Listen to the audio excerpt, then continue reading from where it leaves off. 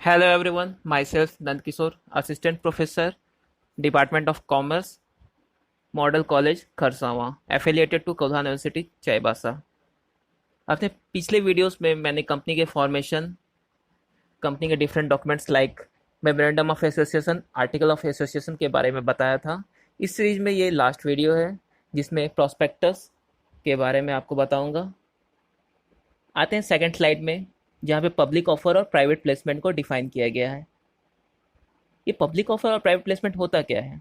जब कोई public company अपने सिक्योरिटीज को मार्केट में इश्यू करती है कि नहीं पब्लिक को, तब ये कहलाता है पब्लिक ऑफर।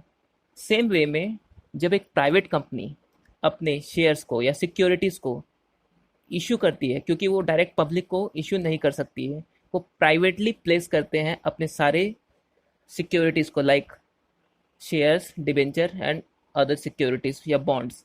वो प्राइवेटली ही किसी दूसरे पब्लिक को ऑफर करते हैं, वो डायरेक्ट किसी पब्लिक को ऑफर नहीं कर सकते हैं। इस स्लाइड में पब्लिक ऑफर और प्राइवेट प्लेसमेंट को डिफाइन किया गया है एज पर कंपनीज एक्ट। सेक्शन 23 इसे डिफाइन करता है। इस धारा के अनुसार पब्लिक ऑफर से क्या डिफाइन किया गया है? ये जनता है या पब्लिक को एक प्रोस्पेक्टस के थ्रू ऑफर दिया जाए, या फिर प्राइवेट प्लेसमेंट के थ्रू, या राइट्स या बोनस इश्यू। सेम वे में प्राइवेट कंपनीज के लिए ओनली राइट या बोनस इश्यू है, और सेकंड ऑप्शन है प्राइवेट प्लेसमेंट। ये सेक्शन 23 सबसेक्शन 1 और सबसेक्शन 2 से गवर्न होता है। नेक्स्ट स्लाइड में आते हैं। यहाँ पे प्रोस्पेक्टस को डिफाइन किया गया है एज पर section 2 subsection 70 of companies act 2013। इसके अनुसार कोई भी डॉक्यूमेंट प्रोस्पेक्टस तभी बन सकता है जब उसे प्रोस्पेक्टस के नाम से डिस्क्राइब किया जाए। प्रोस्पेक्टस इंक्लूड होता है रेड हेरिंग प्रोस्पेक्टस को भी इंक्लूड किया जाता है, या फिर सेल्फ प्रोस्पेक्टस को, जिसके बारे में आगे भी डिफाइन किया गया है। और प्रोस्पेक्टस एक ऐसा एडवर्टीजमेंट या अदर डॉक्यूमेंट भी हो सकता है जो पब्लिक को ऑफर करता है, इनविटेशन देता है शेयर या सिक्योरिटीज परचेस करने के लिए। किसकी तरफ से? बॉडी कॉर्पोरेट या कंपनीज की तरफ से। एक कंपनी जब स्टार्ट होती है, उसको कंपनी को रन करने के लिए कैपिटल की जरूरत पड़ती है। ये कैपिटल लेने के दो तरीके हैं, या तो उसके खुद से, दैट मीन्स सेल्फ कैपिटल लगाया जाए, या पब्लिक से मांगा जाए। सेल्फ कैपिटल यानी कि प्राइवेट प्लेसमेंट हो गया, लेकिन पब्लिक से मांगने के लिए हमें एक एप्लीकेशन इश्यू करना पड़ता है। इसी एप्लीकेशन को प्रोस्पेक्टस कहा जाता है। पब्लिक के मनी को यूज करना, और उसे मांगने के लिए हम लोग प्रोस्पेक्टस इश्यू करते हैं।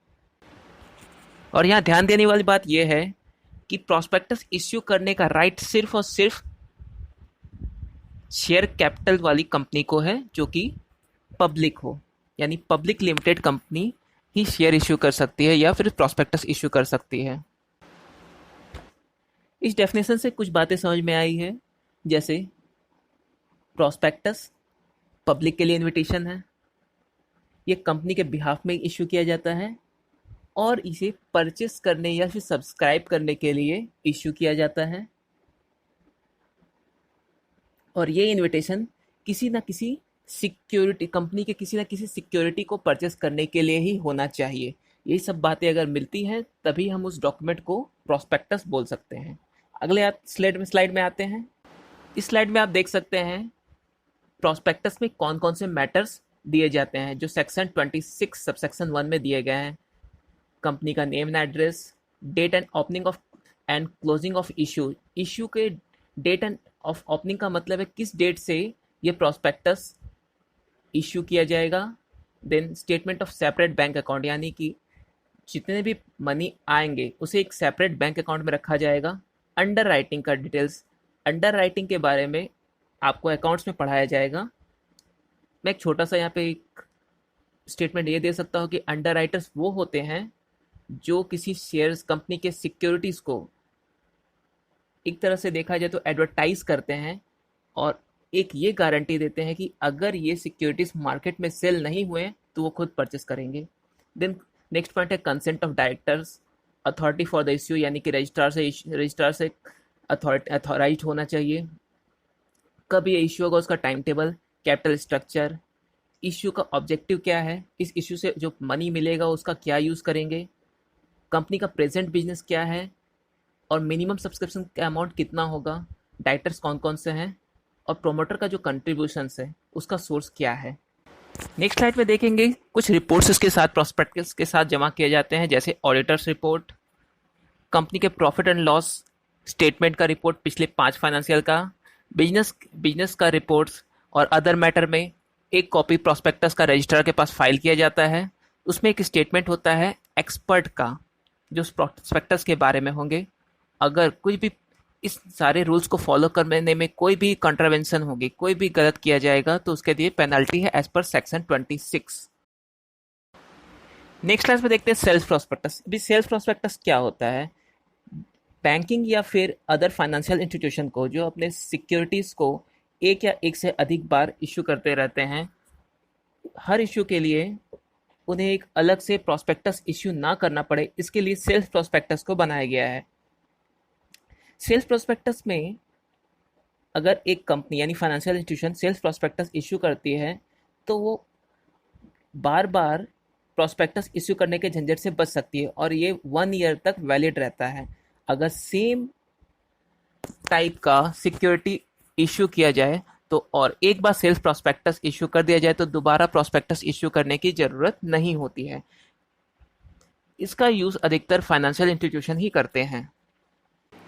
नेक्स्ट स्लाइड में देखते हैं red herring prospectus. Red herring prospectus ऐसा प्रोस्पेक्टस होता है जिस प्रोस्पेक्टस में सिक्योरिटीज का अमाउंट, सिक्योरिटीज का क्वांटिटी ये डिक्लेयर करना जरूरी नहीं होता है। नेक्स्ट स्लाइड में देखते हैं यहाँ पे मिस स्टेटमेंट। अगर प्रोस्पेक्टस में कोई मिस स्टेटमेंट, गलत जानकारी दी जाएगी तो उसका क्या असर होगा। यहाँ पे एक छोटा सा मैंने टेबल बनाया है। लाइबिलिटी फॉर मिस स्टेटमेंट, 2 तरह की लाइबिलिटी होगी, एक क्रिमिनल लाइबिलिटी और दूसरी सिविल लाइबिलिटी। पहले आते हैं क्रिमिनल लाइबिलिटी में, यानी कि आपराधिक दायित्व। इसमें सबसे पहले देखा गया है criminal liability every person who authorised prospectus, जिस पर्सन ने उस प्रोस्पेक्टस को ऑथराइज किया हो, ये सब पे एप्लीकेबल होगा और सबको पनिशमेंट मिलेगा अंडर सेक्शन 447। और इसके लिए सजा है न्यूनतम 6 महीना से लेकर 10 साल तक साल तक जेल में रहना होगा और जितना का फ्रॉड हुआ है उसके बराबर अमाउंट तक भी देने के लिए दंड दिया जा सकता है। और साथ ही ये अमाउंट उसके जितना अमाउंट का कपट किया गया, जितना अमाउंट का फ्रॉड किया गया, उसका 3 तक बढ़ाया जा सकता है।